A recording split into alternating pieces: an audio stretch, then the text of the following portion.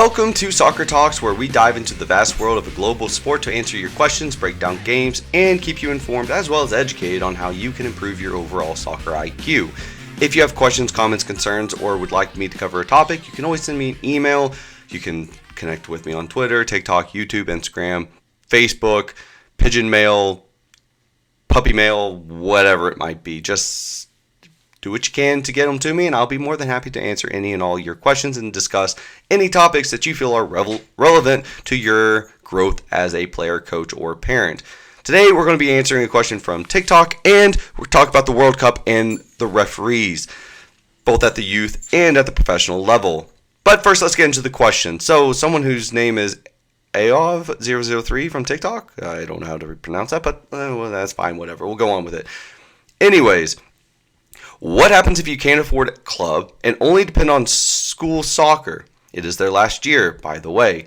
Well, that is the age-old question. What can I do if I can't afford to play for the clubs that are super expensive?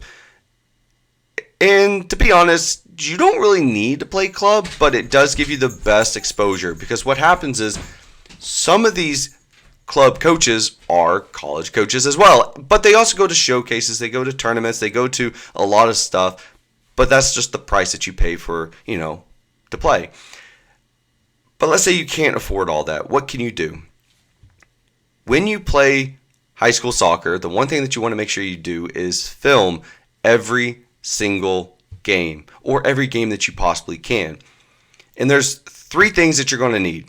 A camera, whether it could be your cell phone, it could be a video camera that you bought off Amazon, Facebook, or wherever, and a tripod. Now, the tripod is very, very important for two reasons. One, it just makes it a lot easier for whoever's filming to kind of follow the game, and they just gives it the stability that you need and ease of filming. Secondly, if you have a mom or dad filming the game and they're getting really into it, the last thing I as a coach want to see from a highlight reel is the video shaking and flying all over the place during crucial moments, such as a breakaway, a shot on goal, a wonderful pass, things like this. And parents, it's okay. You get excited. There's no reason for you not to. But when you have the tripod, you can then let go of the recording device and not give up the excitement. Oh, and the fourth thing, I do apologize. There's four things, not three things. The fourth thing is a good video editing software.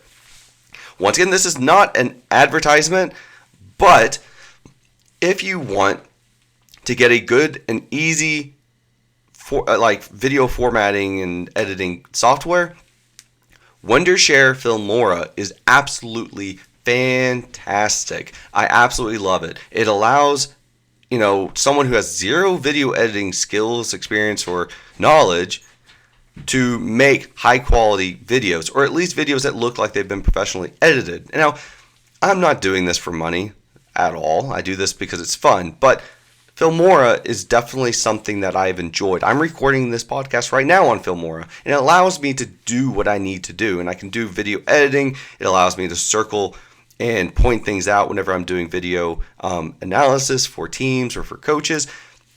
And it's just a really, really powerful tool that I think every soccer player needs to have. Unless you're playing for a club that uses like VO or Trace or Huddle, where they have it built in already. But this is a nice and affordable way that you can buy the software and have it for yourself. Because when you can't afford club, you need to start finding ways to get all of the amenities that the club offers on your own. And they're all accessible. You might have to pay out of pocket a little bit of money, but at least you're not paying $2,500 to $3,000 plus, or whatever the price might be, thousands of dollars, to play and get all these things bundled together. So play for your high school team, record every single game that you can. Secondly, look and see if there's any youth soccer programs for the town and play for those. There's also sometimes state youth soccer. So like here in Massachusetts, we have Mass Youth Soccer Association, and they run leagues and they run tournaments and things like that. The other thing that you can do is you can sign up for free agent tournaments, where you basically, a youth player signs up for a tournament and they just assign you teams, and college coaches will go watch that, and you can film that as well. Some other things you can do is go to combines, you can go to tryouts. And the other thing that a lot of people don't know is that some clubs actually have financial aid or scholarships. So even though you can't afford club and you see the price tag, some people do qualify for scholarships and financial aid, which isn't like going to school. You don't really have to always pay it back, but it at least alleviates the cost. So instead of paying $1,500 to $2,000, you might pay $1,200 or $1,000 to play. And there may be some certain restrictions, or maybe they just give you old jerseys and that saves you a couple $100, whatever it might be. There's thousands of different ways that you can get onto a club team without having to pay the full price. So just look for those options. You always want to keep pushing, but the most important thing is get quality highlight film to put together and have something stabilize that film so it looks somewhat professional, and get the video editing software, whether it's Filmora or you just use your phone or whatever it might be. Just make it enjoyable, because I don't want to watch a shaking video during every single crucial moment and literally see nothing, because then you've wasted a lot of your time. All right, so let's move on to the World Cup and referees. Now, we'll talk about the World Cup. Right now, I'm happy that they have the World Cup in Qatar. But at the same time, I think the restrictions is going to hurt FIFA far more than it's going to be beneficial. So FIFA has already made people angry. I mean, by telling Budweiser, yep, sorry, we're not going to sell your stuff now. Well, that's not something you should do to your biggest sponsor. And then all the other things that they've done to make the countries angry, all the political stuff, it's all crazy. But the biggest mistake I think FIFA made was with some of the referees. Most specifically, the referee for the Australian game. Now, if you're like, well, what's so special about him? Earlier this year, I believe, or last year, I don't remember when it was recently, he was suspended for corruption. Okay, this is the World Cup. How many bets do you think there have been made on all of these teams? And he was suspended for corruption. I mean, what? Why is he even touching one of these games? He shouldn't even be allowed in the stadium. But let's not forget, he also ended a game 5 minutes early because he wanted to. I've never heard of a referee doing that, ever, till now. And that just leads me to, what is up with the quality of referees nowadays? And who is assigning these referees games? Like at the youth level, I've talked to many coaches, and a lot of them are just like, I don't know what's going on, but this is probably some of the worst refereeing I've ever seen in my life post-COVID. Like, post-COVID, all the good referees quit. And I understand they think that they're being berated and they don't feel like they're being treated fairly and all these different reasons. But the problem is, you leave us with the bad referees, and all that does is makes us angrier and more frustrated, and it ruins the game for some of these players that are working really hard to be successful. And these bad referees are coming out and just throwing yellows and reds and going on these power trips. And it just makes it really unenjoyable. I mean, after my season last year, I almost quit coaching. The refereeing was so bad. Half the referees don't even leave the middle of the field. They just walk back and forth, bouncing between like a pinball and a bigger ball inside the center circle. Just inside the center circle. They never leave it. And it's like, how are you supposed to see anything? Yeah, like, yes, you need to depend on your assistant referees, but if you're halfway across the field, there's only so much that AR can see. You're in the middle of the field for a reason. You're getting paid the most dollars for a reason. And, I've had referees throw out reds and yellows for no reason whatsoever. And I've had referees who were fantastic. And it's like, why can't we have more of you? I don't know. But the biggest thing that bugs me is a 15, 16, 17-year-old should not be reffing games of games that have players of the same age. If you're 15 to 18 years old, the only games you should be allowed to referee is U6 all the way up to U10. Nothing above. Because there's once you get above, you start to be a little less serious because you're more with your peers.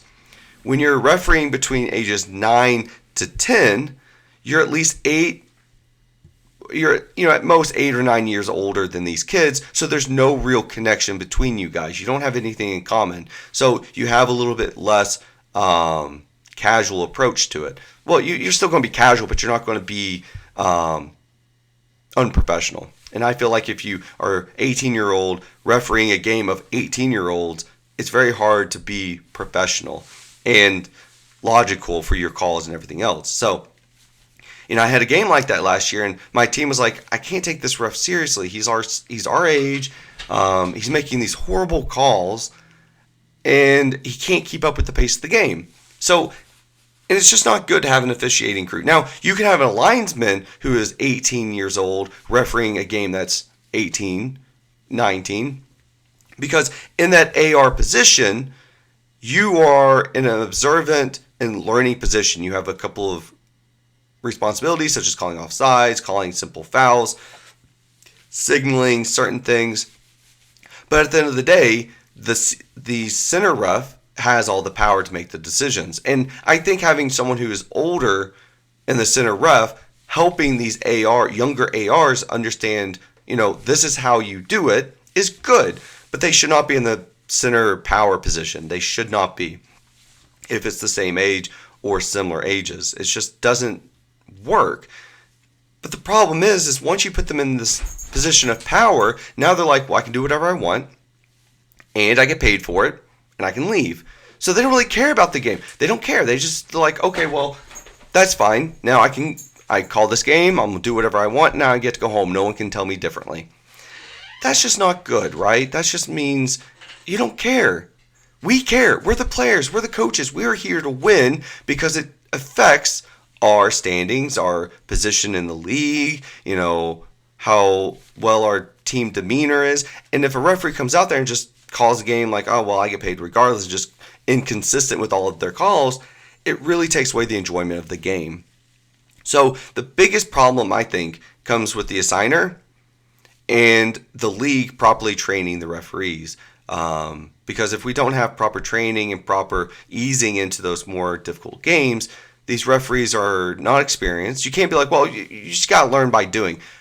Yes, learn by doing at a young age and working your way up. There needs to be checks and balances. Now, I understand that there's a referee shortage, but that doesn't mean we can give inexperienced referees positions of powers during crucial games just because we need to fill a refereeing spot.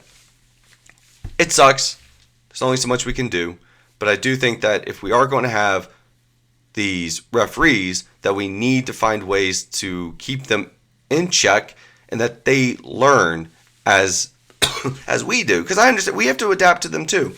We've got to be able to find ways to, welcome these new referees into the league and into these games properly as coaches and players. But these referees need to understand that you cannot come into this game and do whatever you want. You're here to officiate and ensure the safety and integrity of the game, not to go on a power trip and throw reds and yellows out like it's candy. That ruins the game, and it's not fun for anybody. What do you think? Do you think I'm being overcritical and over, coachy about the referees? Or do you think I have a good point that referees needs to have better checks and balances, that a referee that's 17 years old should not be roughing a game of 15, 16, 17, 18-year-olds? What do you think? Let me know. You can send me your comments through TikTok, Twitter, Facebook, Instagram, whatever. Let me know. What do you think? Is your state suffering from referee shortage, and have you experienced the same things as me? Thank you guys so much for listening. Remember, if you'd like to send me questions, comments, concerns, or just like to be like, dude, you're an idiot, you can do so at Twitter, TikTok, Facebook, Instagram, and YouTube. Twitter's probably the best one. It's at Coach Ryan _QCC. That is Twitter at Coach Ryan _QCC. Thank you guys so much.